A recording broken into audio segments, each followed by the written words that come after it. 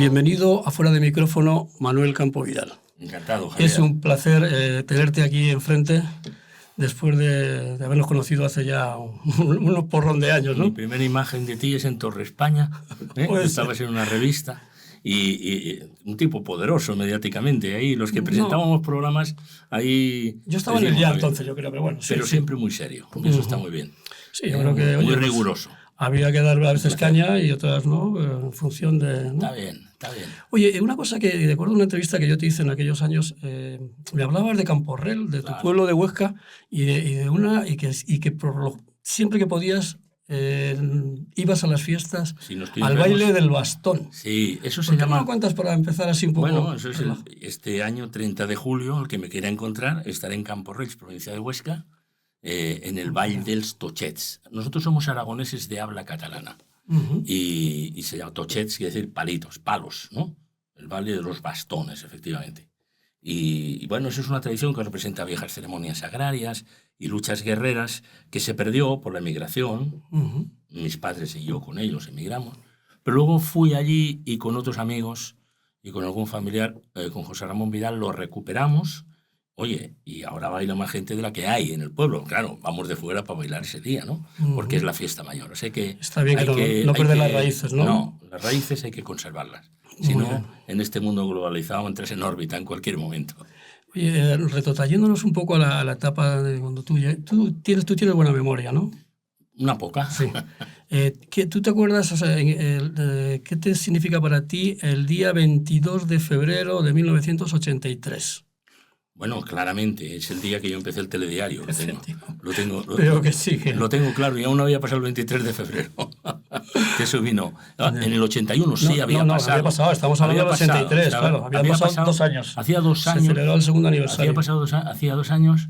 Y bueno, yo en realidad iba como director, así me lo dijeron, del telediario de las 9. Pero no encontraban un presentador, se hicieron muchas pruebas y tal. Y al final Enrique Vázquez, que era el segundo de Balbín, me dijo, prueba tú. Y dijo, te quedas, lo haces, ya no eres director, eres subdirector y te ponemos un director que es Luis Mariñas. Y la verdad es que fue un placer porque con Luis aprendimos todos mucha televisión y era un tipo, no solamente un buen presentador, sino un excelente periodista de televisión. Porque tú habías hecho, bueno, tu formación transcurre en Barcelona, ahí estudiaste periodismo, sociología, trabajaste como creo 9 años en el Telexpress, pero televisión, no, cámara habías hecho menos, ¿no? ¿Habías hecho algo de televisión ya? Habíamos hecho porque yo empecé en el 77 en el circuito catalán de televisión, se llamaba así entonces, lo que hoy es Sant Cugat, que entonces se hacía en el castillo de Montjuïc, en Miramar, y a partir de ahí... había hecho también un programa como subdirector en Prado del Rey en la época del Balbinato, que se decía, que se llamaba El Testigo. Pero bueno, aquello fue, venga, pues empiezan mañana.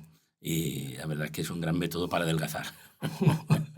Es que aquella televisión... Se enciende el piloto, ¿no? Y aquella televisión... Están viendo un montón, pero entonces te veían a lo mejor... 10 millones de personas. Y yo para 10 o 12, y yo para encontrar esa audiencia tuve que ir al 24 de mayo del 93 con el debate... El famoso debate, el primer debate entre Felipe González y Aznar.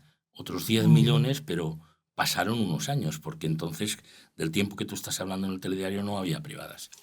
¿Qué tal te llevaste con José Luis Balbín? José Luis Balbín tuvo algunas peleas con el poder... Bien, las tuvo con el poder, pero yo no era el poder, por tanto conmigo no la tuvo. Pero a ti no te tocó... No, a mí no me afectaron y... Aquellas presiones... Lo que pasa es que en algún momento determinado...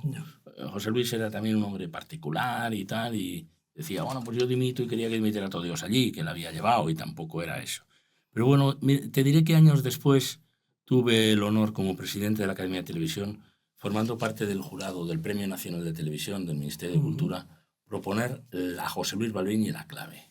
Muy bien. Y lo sacamos adelante. Habían pasado muchos años, pero es verdad que el José Luis Balbín hizo un trabajo extraordinario, porque La Clave, es verdad que no habían otras opciones televisivas más que la 1 y la 2, pero había reunido a 3 generaciones delante del televisor y aquello fue una escuela de democracia.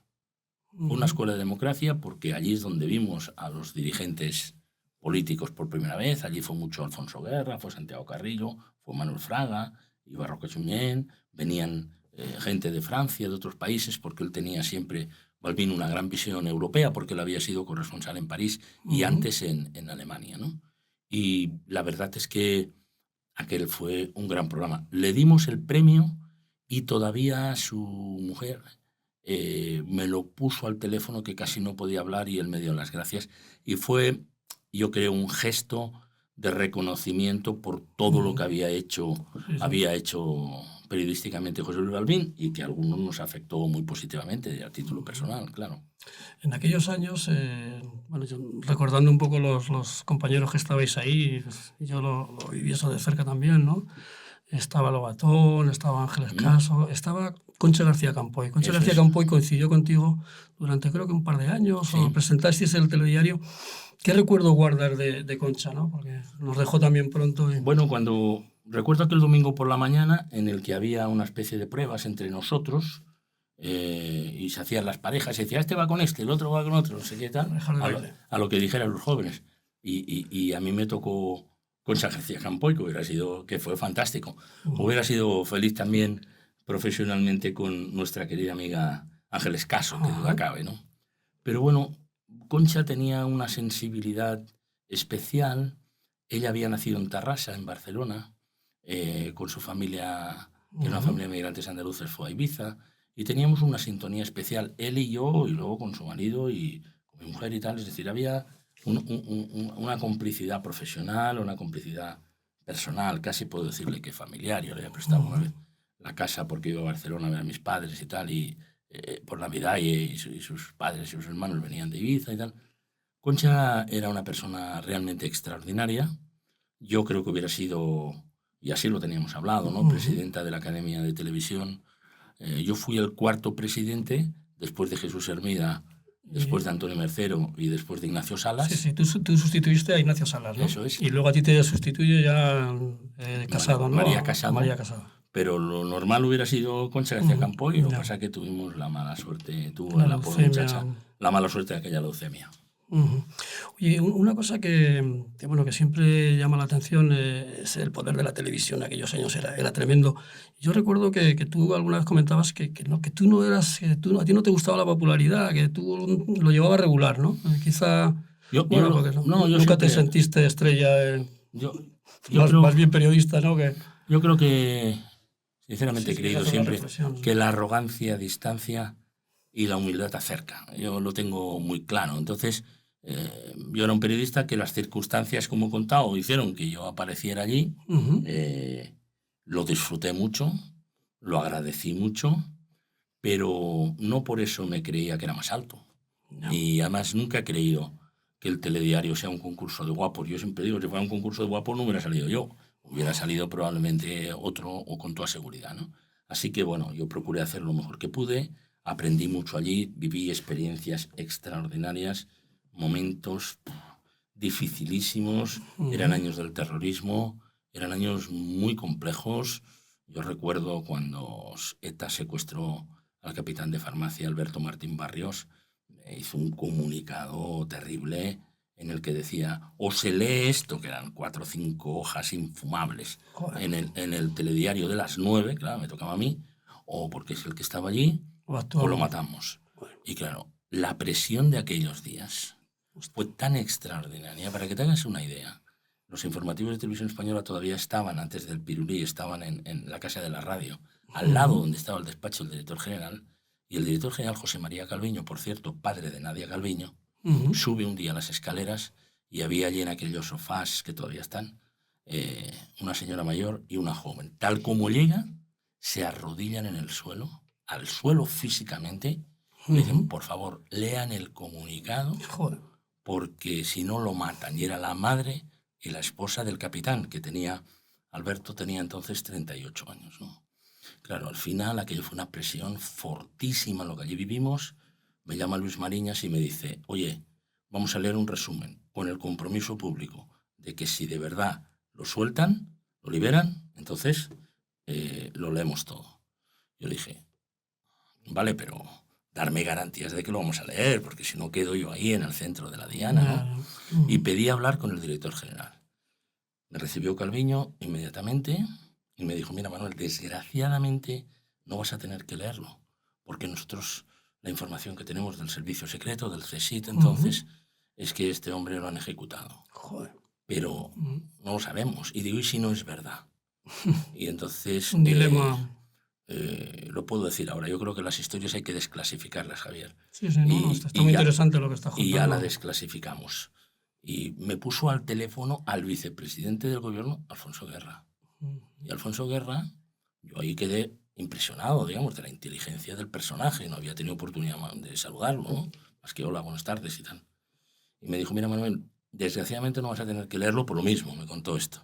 Digo, ya, y si no es verdad, yo quedo como que tengo que leerlo.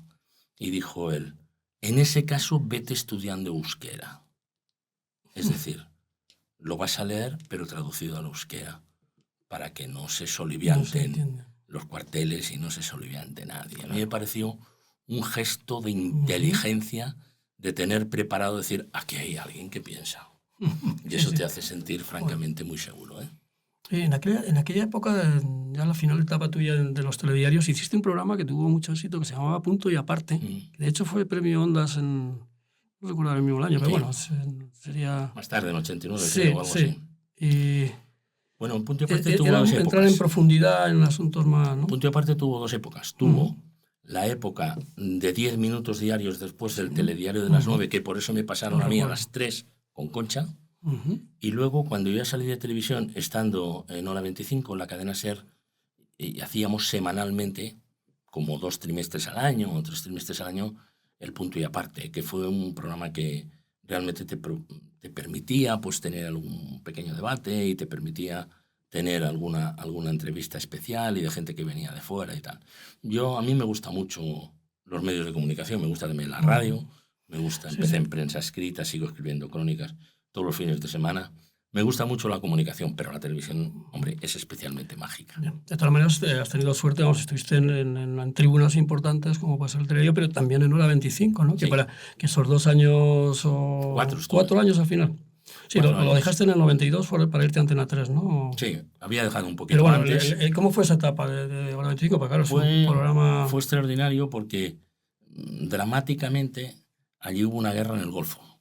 Y aquella guerra era radiada y de noche. Por lo tanto, era la hora de Hora 25. La guerra de Ucrania hoy es de día y televisada. No. Televisada no solo por los compañeros nuestros que se juegan la vida allí, sino televisada también por todas aquellas personas que están constantemente grabando con sus teléfonos móviles, bien sean soldados, refugiados, gente que queda allí, personal de asistencia desde Médicos Sin Fronteras a la Cruz Roja y otra gente que se está jugando la vida allí. Es decir, a mí me pilló una época de guerra de noche irradiada y, para que te hagas una idea, entonces Hora 25 era de 11 a 12 de la noche y había días que empalmábamos con el matinal. O sea, no sabía, porque aquello se iba prorrogando y tal, y terminamos a las 2, a las 3, y algún día incluso le dimos el testigo al que entraba en el matinal a las 6 de la mañana, y fue realmente... francamente apasionante, ¿no? Recuerdo aquel viaje de Fratini, que estaba de enviado especial, que se iba para Tel Aviv por la noche, decía, estoy yendo para Tel Aviv, decía él desde un coche con aquellos teléfonos móviles de como podían ser en aquel momento, y yo le decía, cuidado porque según la France Press, lo tengo aquí, están bombardeando Tel Aviv con bombas químicas, que luego no era exactamente así, date la vuelta, etcétera. Fue realmente apasionante, pero claro, había una guerra y es una tristeza inmensa que tú en un micrófono lo sientes, y cuando tienes que dar la noticia de un atentado terrorista, pues se te parte el alma pensando en la víctima, en los familiares y los niños que quedan allí, ¿no? Oye, tu etapa en Antena 3, bueno, incluso al principio comienzas presentando informativos, pero de alguna manera es un cambio, ¿no? De pasar, digamos, del ejercicio puro y duro del periodismo a los despachos, ¿no? A la gestión. A la gestión. ¿Dónde te has sentido más cómodo? ¿Es otro aprendizaje, lógicamente? A mí me gusta adecuarme a lo nuevo. Por suerte, yo tenía una carrera ahí... al principio de ingeniero técnico en electricidad, pero si se va la luz aquí no contéis conmigo. Pero lo que más me gustaba era la organización industrial. Era una asignatura que me interesaba mucho y aquello no sabes cuánto me ayudó. Cuando Asensio dijo, bueno, tú eres el director de Antena 3, pero, fui un año, luego pasé a ser consejero y luego vicepresidente, pero tienes que hacer el telediario de las 9 para dar imagen, etcétera y tal. Y claro, era un esfuerzo realmente extraordinario. Feliz por feliz, uno siempre está más feliz haciendo periodismo que haciendo números. Yo creo que está claro, ¿no? Sí. O teniendo que afrontar asuntos de personal. Claro que es muy grato fichar a determinadas personas. Y yo llevé a Antena 3 pues, a Olga Biza, a Mercedes Milá, negocié también con Emilio Aragón. Sí. Yo cuando llegué estaba fichado Pedro Ruiz y estaba fichado El Loco de la Colina, pero por los demás tuve, bueno, tiene una crónica la negociación con Lola Flores que ni te cuento, ¿no? Otra pregunta para repasarla, hacer memoria y tal. El 24 de mayo de 1993 ¿Sí? en la Antena 3. Eso es igual para ti es, iba a decir, un hito a nivel profesional y también una responsabilidad grande a nivel personal, ¿no? Es el famoso debate, ¿no? Es el famoso debate Te entre acuerdas perfectamente, ¿no? Felipe González y Aznar. Mira, yo estudiaba una maestría de sociología en París en el año 74, cuando hubo unas elecciones porque murió Pompidou, y yo por primera vez vi una campaña electoral y quedé fascinado, porque en este país pues todavía vivía Franco, ¿no? Aunque murió al año siguiente. Y allí hubo un debate. Yo vi un debate en la televisión entre Giscard d'Estaing y Mitterrand y quedé impactado. Yo dije, bueno, algún día habrá democracia en mi país, espero que muy pronto, como así fue, y yo intentaré hacer debates y yo intentaré buscar la posibilidad de reunir a esos políticos. Eso fue posible 19 años después, de mayo a mayo, exactamente en la fecha en la que tú has dicho. Era la primera vez que se hacía esto en España, no había referencia, todos estaban muy nerviosos. Las encuestas daban una situación ahí un poco, ¿no? Bueno, es que porque daban mucho empate, por eso se hizo el debate. Porque si hubieran dado largamente que Felipe González volvía a ganar con mayoría absoluta, como había sucedido en las 3 anteriores elecciones, pues probablemente no hubiera ido. Pero como estaba ajustado, fue. Es verdad que el primer debate, quiero recordar que González fue un poco como sobrado, o sea, como que... Y ese primer debate lo gana Aznar, ¿no? ¿Y el segundo parece ser que no? ¿O? Sí, es así. Es así, ¿no? Es así. Yo creo que todo el mundo que ha visto ese debate, incluso gente que lo ha visto posteriormente y lo ha revisado, y hay tesis doctorales y hay trabajos sobre esa cuestión, todo el mundo entiende que Aznar se preparó mejor el debate. Felipe no le pilló el tono. Felipe es un gran dialéctico, yo creo que en cierto modo todavía lo es y lo reconoce la gente, pero dijo, bueno, le ganaré porque hablo mejor. Y luego hubo otro dato que nosotros no sabíamos en aquel momento, que supimos 6 meses después, y es que Felipe González estuvo a punto de morir el día antes, porque volviendo de un mitin en Canarias se despresurizó la cabina del avión privado que lo traía y poco más, si se abre la portezuela de todo se los traga el Atlántico. El piloto, por suerte, era un tipo, por lo visto, muy experto, se tiró de noche hacia el mar y volvieron durante 20 minutos planeando a 100 metros de altura, solo a 100 metros de altura. Y claro, tuvieron que volver al aeropuerto de Las Palmas, al aeropuerto Gando, esperar que les enviaran otro desde Madrid, ir a Madrid. Yo cuando llegó a Antena 3 lo vi tan cansado físicamente que le pregunté a Rosa Conde, oye, ¿este señor ha dormido o no? No me contestó, me dijo, no, sí, bueno, luego ha hecho una siesta, llegó muy tarde de Canarias. Llegó tarde de Canarias, no, había llegado a las 6 o las 7 de la mañana y estaba mal. Yo no digo que perdiera el debate por eso, creo que se confió en su capacidad dialéctica evidente, y Aznar es un opositor, Aznar es un fichillas. Yo veía que tenía las fichas allí puestas y decía, hablamos de pensiones, y sacaba un papelito y tenía un titular arriba, un titular abajo, se lo había preparado mucho mejor. Felipe comprendió, porque es un hombre inteligente, que había perdido y que podía perder las elecciones, y se lo preparó muy bien. Ya la semana siguiente el resultado en Telecinco, fue otro, ¿no? precisamente con Luis Mariñas como moderador, cual me alegró muchísimo. Pues eso, digo me alegró no porque yo fuera el dueño de los debates, sino porque nosotros fuimos a pedir un debate y nos dieron 2. Pero entonces, bueno, pero el segundo había que hacerlo en otra cadena.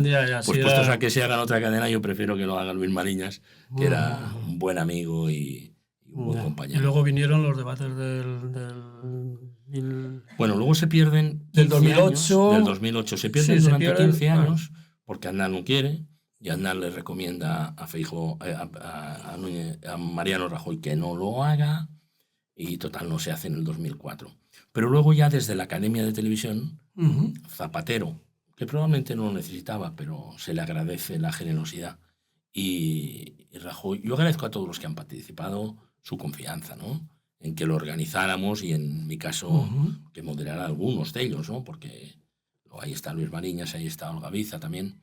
Pero lo cierto es que el debate volvió a aparecer como ha aparecido en esta campaña electoral, y yo creo que es un derecho de la ciudadanía y que es un derecho que todo el mundo pueda ver a la persona que va a dirigir su país en una circunstancia apurada, porque dialécticamente se le meten aprietos, ¿no?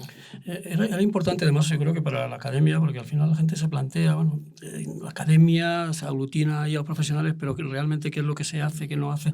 Ese papel de moderador, eso le dio un valor, ¿no? Y tú estarás orgulloso porque, claro, tú fuiste presidente que lo... Sí, estamos En contentos, aquella etapa... y te diré que la academia hace más de lo que se ve. Porque, por ejemplo, en esta campaña electoral... Eso te iba a decir, ¿por qué ahora? Es que, claro, bueno, hemos estado atentos. La pregunta es, ¿se ha intentado, no ha habido posibilidad de hacer nada en esta...? Bueno, nosotros teníamos que jugar un papel, digamos, de retaguardia, un papel de red para salvar el debate si no había un acuerdo entre los partidos y los grupos mediáticos. Nosotros hemos estado trabajando muy intensamente, yo creo que se puede decir, con la presidenta María Casado y con el vicepresidente Paco Moreno, y los tres hemos estado diariamente hablando para ver cuáles eran las posibilidades. Siempre con enorme discreción, porque primero tenían que ser las televisiones las que se pusieran de acuerdo con los partidos. Como finalmente ha sido así, pues la academia no ha intervenido, pero la academia ha estado y hubiera salvado el debate si se hubiera requerido su participación. Y nosotros estamos orgullosos de ello, porque eso hace que haya un organismo que vele por el mantenimiento de un derecho, que es el derecho de los ciudadanos a que tengan debate. Por aquí pasó otro profesional de contrastada solvencia y de un largo recorrido, que es, como sabe, Fernando Navarrete, ¿no? Y Fernando Navarrete contaba aquí que en el debate del 2016, era un debate a 4, parece ser que Sánchez llegó con retraso unos minutos cuando los diferentes canales que lo transmitían, que eran 20 canales de televisión de las autonómicas y tal. ¿Tú recuerdas aquella incidencia? Sí, porque yo no era moderador. Te pone de los nervios, supongo, ¿no? Éramos organizadores y Navarrete sí actuaba como realizador y yo como director del debate, que presentaban Ana Blanco, Vicente Vallés y Pedro Piqueras. Yo creo que nosotros no calculamos bien el tema del maquillaje, y entonces hubo una cierta acumulación ahí, ¿no? Entonces el que le tocó maquillarse el último era Pedro Sánchez, y entonces ahí se retrasó un poco. Probablemente, quizá nos dijeron, ya traemos el maquillado nosotros, como muchos partidos hacen, y en la última hora no lo trajeron. Probablemente fue por eso, pero ese ratito sí, porque además tú sabes que por horario saltan los costes, saltan los bloques publicitarios, y podía tener una traducción económica lesiva, muy lesiva, que el retraso. Y el tiempo ese muerto, que a ver qué hace esa cadena, que está esperando con la conexión y no llega. Mientras tanto tiene que dar algo, ¿no? Bueno, pues eso, y yo ¿Qué recuerdo... pedir disculpas, estamos esperando... Sí, yo recuerdo que estábamos en el plató y a mí me tocó al lado de la foto que íbamos a hacer, pero no venía Pedro Sánchez, y me tocó con Pablo Iglesias y estuvimos ahí hablando un rato sobre la cuestión, porque ya se había producido un retraso relativamente similar en Antena 3 una semana antes. Entonces, bueno, ahí espero que luego esto se corrigiera, porque no será porque Pedro Sánchez no es un madrugador. Sí, a veces se hace esperar, ¿no? No solamente... Bueno, luego ha habido algún otro caso en algún desfile, llegado tarde... No recuerdo eso. Al rey. Bueno, sí, es probable. ¿No? Es que viajar todos los días es muy complicado. Y los que viajamos con alguna frecuencia sabemos que si fuera cada día, por más que tengas conductores, escoltas y no sé qué, y aviones y tal y cual, pues siempre te puede jugar una mala pasada. Pero bueno, lo importante es que este país tiene que decidir dónde va, y yo aspiro a que la política se parezca más al país, porque el país no está tan crispado como está la política. porque eso es una tristeza, francamente. Defensor de los debates, ¿realmente deciden o no deciden? ¿En qué porcentaje? Es que es difícil, ¿no? Yo no sé, pero vamos, por tu experiencia, ¿qué aportan o qué no aportan al resultado electoral? Yo soy un sociólogo, observador, y mido las cosas. Y tengo la impresión, lo podemos debatir con otros compañeros, que siempre que hay un debate electoral hay más participación. Porque el debate tensa, pero más participación no solo de los que irían a favor de uno o a favor del otro, sino a favor de otros partidos también, porque, señores, esa tensión lo sigue mucho. Además, los debates interesan extraordinariamente, porque si no, no habría 10 millones de personas viéndolo. Y se repiten la semana siguiente y otros 10 millones, o los mismos, yo no sé, pero ahí están todos, ¿no? Y ves las curvas y la gente no se va.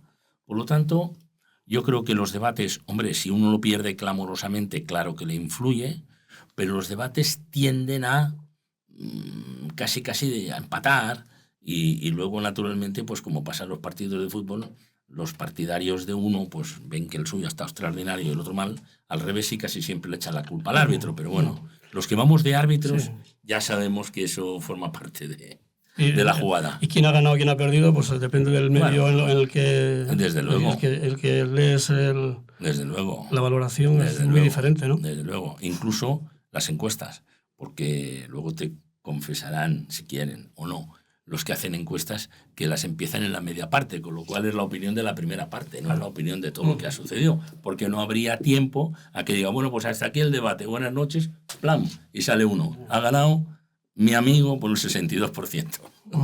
Oye, como sociólogo, ¿cuál es el problema que crees que debería de afrontarse? ¿No? Solo a corto plazo, aquí andamos siempre en el cortoplacismo y tal. ¿Qué problemas crees que debe afrontar este país de cara un poco a las nuevas generaciones o al futuro? Pues, no sé, ¿qué visión tienes tú de eso? Nosotros tenemos un problema muy grave, que es el paro juvenil estructural. Esto es una cosa dramática. Tenemos la gente mejor formada y más subempleada. Y tú vas al extranjero y ves gente buenísima investigando, muchos de ellos como médicos en el Reino Unido, como enfermeras. Realmente es espectacular, pero muchos también fregando platos en un restaurante para aprender el idioma del país que va, porque esto se hace de forma de sálvese quien pueda. Yo tengo claro que en este país hay unos cuantos problemas. Ese es uno. El del paro estructural en general, pero en particular en los jóvenes y todavía un poquito más de incidencia sobre las mujeres. Yo creo que tenemos un endeudamiento desaforado. Cuando se dice tenemos una deuda pública por encima del 110, el 115 del PIB, eso es por encima del presupuesto. Por encima del presupuesto general del Estado, ¿no? Sí, no, y del PIB, de lo que se produce, de toda la riqueza de España de un año. Debemos más o igual, casi igual, que la riqueza de España de un año. Luego viene uno y dice, sí, pero en Italia tienen el 130, vale, pero me consuela poco. Quiere decir que explotará antes. Pero nosotros no nos podemos permitir eso. Así que tenemos mucho paro, especialmente juvenil, tenemos mucha deuda, lo cual es realmente complejo, y luego tenemos un problema de desertización de España importante. Yo trabajo mucho eso porque... ¿Por qué te has implicado? Te interrumpo.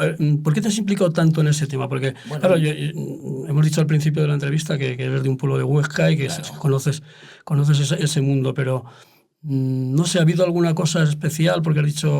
Bueno, yo soy hijo contar conmigo, de la España despoblada, sí.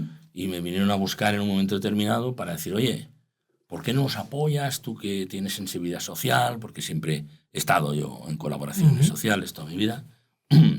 Y esta es una muy importante y además te toca de lleno. ¿Por qué no nos ayudas? Entonces me pidieron que redactara el manifiesto que se leyó en la Plaza de Neptuno y que lo leyera junto con Paloma Zuriaga, que era la directora de Radio Nacional de España. Y allí empezó una cadena de darle... Fue un punto de inflexión. Empezó a darse la vuelta de la situación. Hay mucho que hacer, hay mucho camino que recorrer, pero España no se puede mantener... con el 80% de la población que vivimos en el 20% del territorio. Porque eso es insostenible, ¿no? Desde el punto de vista no solamente económico y también social, sino desde el punto de vista medioambiental. Porque el territorio que no se cuida arde. Y en consecuencia es una destrucción del ecosistema, Claro. digamos, a todos los efectos de la flora, a veces hasta de la fauna, porque en esos incendios fallecen muchísimos animales dentro porque no pueden escapar. Por lo tanto, hay que combatir eso. Y yo creo que, y eso lo decía Ignatieff, el que fue profesor de Harvard y primer ministro canadiense, decía, mire, de todas las desigualdades, la que es más difícil de combatir es la desigualdad territorial. Y es verdad, porque si es un problema de trabajo, pues se puede hacer una inversión, si es un problema de género, se pueden cambiar unas leyes, se puede hacer, pero resolver la ecuación de la territorial, de esa desigualdad, necesita implicar a mucha gente y gente que quiera ir a vivir al territorio. Eso es otro problema. Claro, porque la gente del campo, la gente del mundo rural, percibe que se están haciendo estudios, que se hacen muchos foros, que se hacen tal, pero quieren ver realidades. Y cuando hablas con gente del campo, yo también conozco ese mundo, al final te dice, pero si es que si la gente no quiere venir es muy difícil, incluso aunque le des ventajas fiscales, que es una cosa que parece interesante, ¿no? Sí, se está haciendo ya en Castilla-La Mancha. Y cosas. En Castilla-La Mancha se está haciendo ya. Castilla-La Mancha es la más adelantada. Pero bueno, que quizá... Es la primera que hizo una ley de despoblación aprobada por unanimidad, PP, PSOE, todo el mundo, porque es un problema de todos. No es un problema de partidos, pero yo creo que la solución está en la inmigración, Javier. Tienen que ir muchos inmigrantes que están buscando un nuevo espacio para desarrollar su familia y para criar sus hijos, y hay que crear las condiciones de aterrizaje, de coexistencia en la convivencia y también de formar culturalmente a los que llegan y en cierto modo a los que están, para que todos entendamos que sin los inmigrantes no hacemos nada. España es el país más envejecido del mundo después de Japón. Y Europa es un continente muy envejecido. Entonces eso del odio al emigrante, en primer lugar porque el odio es una palabra lamentable, pero ir contra los inmigrantes es absurdo, es ir contra tu propio futuro. Es una reacción, en todo caso, muy desinformada, por no utilizar calificativos más gruesos, de lo que necesita este país. Y este país necesita mucha inmigración. Mucha inmigración porque este fue un país de emigrantes. Sí, la tasa de natalidad está... La tasa de natalidad está por los bajo mínimo, sí. Y yo me imagino que, bueno, ahora como empresario, o como tienes una empresa de comunicación, Lua, diriges una escuela de negocios, desde esa especie de atalaya, ¿cómo ves los medios de comunicación? Cada vez parece que proliferan más, hay una abundancia de medios, pero ¿estamos mejor o peor informados? Porque a veces la cantidad no quiere decir que... Yo creo sinceramente que estamos mejor informados que antes, porque antes había 4 o 5 canales sobre los que informarse y ahora hay muchos más. Este es un medio nuevo y por tanto es una posibilidad nueva. Yo diría que desde ese punto de vista esto está más abierto. Lo que pasa que también tenemos que reconocer que de la crisis del 2008 salen muy castigados los medios de comunicación, muy dependientes, muy deficitarios, muy atentos a ver cuál es la subvención institucional que me pueda caer de aquí y de allí. Y eso conduce a un atrincheramiento político, o en un sentido o en otro, más en uno que en otro, pero de los medios, exigiendo además el atrincheramiento correspondiente de los periodistas que ahí trabajan. Y eso es mala noticia. Yo creo que el periodismo no está pasando un buen momento, ni en España ni en otros países.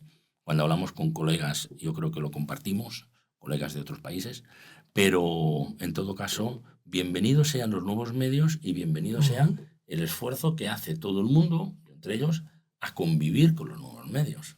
Porque los medios convencionales, prensa, radio y televisión, tienen que convivir con medios nuevos, pues como este, que es el ejemplo claro, ¿no? La competencia ya no es solamente otras televisiones, sino otros canales, ¿no? La gente incluso ya no ve la televisión con la pantalla muchas veces, sino a través del móvil. Sí, pero cuando llegan los momentos importantes, que es el debate y el partido de fútbol, y ya no te digo la final o las grandes tragedias, que eso dramáticamente es así, o el volcán, entonces está todo el mundo sobre la televisión.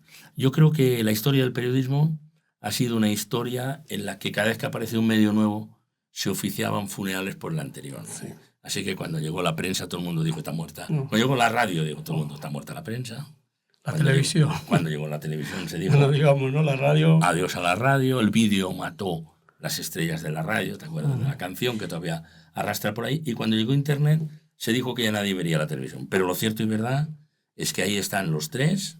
Naturalmente el que no se adapta al cambio cae, pero también está conviviendo y aprendiendo a convivir con los nuevos medios. Y yo creo que eso, bueno, pues puede dar riqueza. Y luego el otro tema muy interesante que veo que avanza aquí también, que es el sistema de comprobación de las noticias que quieren ser noticias, pero son falsedades y que son bulos. Yo creo que hay que prestar un apoyo tremendo, porque si perdemos la credibilidad de los medios, si perdemos la credibilidad de los periodistas, entonces no nos queda nada. Somos unos simples tuiteros.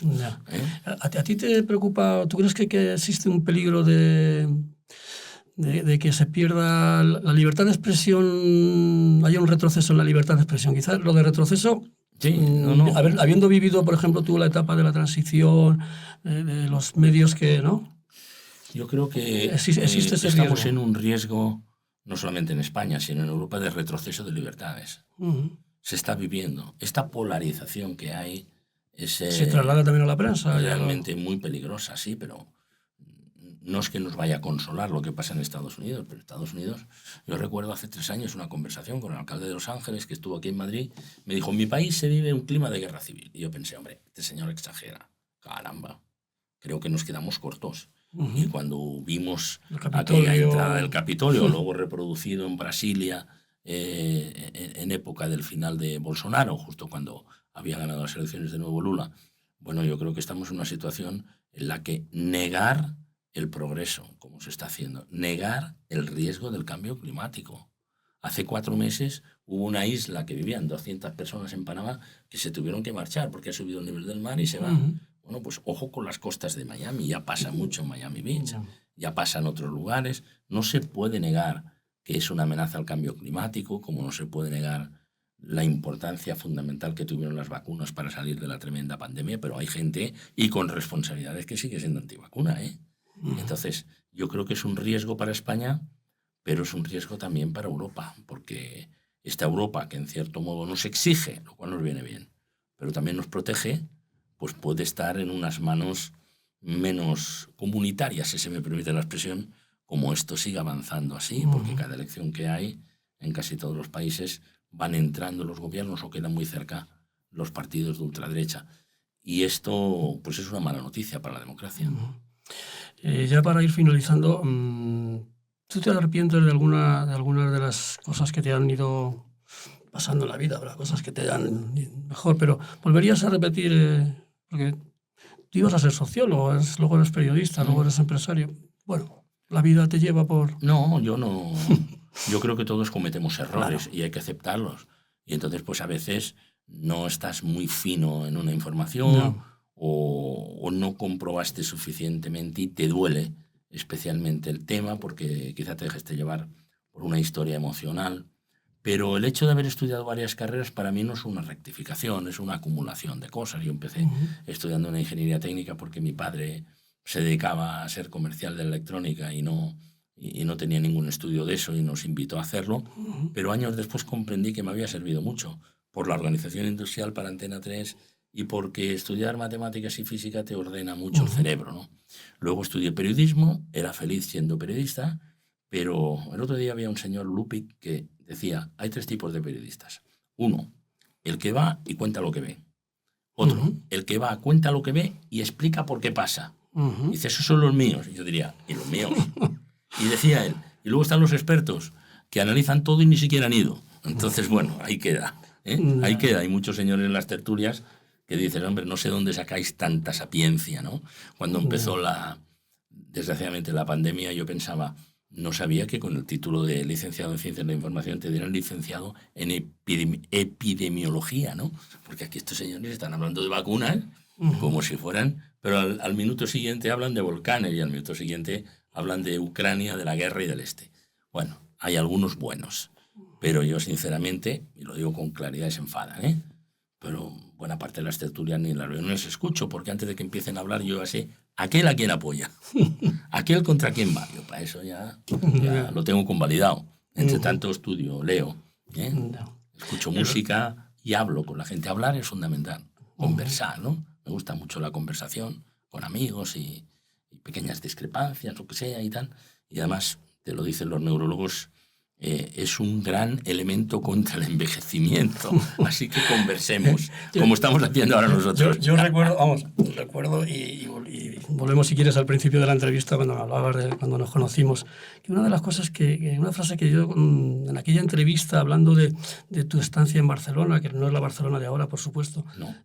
Tú decías, donde fueres, haz lo que vieres. Es una cosa que me dijo mi padre. Sí, es un refrán aragonés. Eso es... Dice, allí donde fueres, haz lo que vieres. Así que bueno, nosotros fuimos a Barcelona, yo tenía 9 años. ¿Aprendiste catalán? Y ya hablaban mis padres catalán, soy de pueblos de habla catalana. Sí. Yo siempre digo de broma, pero es verdad.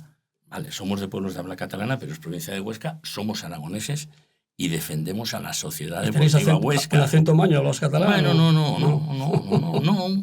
Vamos a ver, a veces son dialectos de transición, según los pueblos. El mío es, por ejemplo, muy cercano al que se habla en Lérida, porque está solo a 50 kilómetros de Lleida. No, pero digo que los de Huesca defendemos la Sociedad Deportiva Huesca, que como sabes en fútbol somos tan educados de los de que Huesca. Tú eres socio... Que subimos a primera división a saludar y luego nos retiramos. Está costando subir otra vez. Hemos subido 2 veces, sí, pero ahora ya subir un año rebotas y bajas. Ya lleváis unos cuantos añitos en segunda. Es que la segunda es muy difícil. Oye, pues nada, que ha sido un placer tenerte aquí con nosotros. Encantado de reencontrarte. En este rato tan agradable. Gracias. A ti.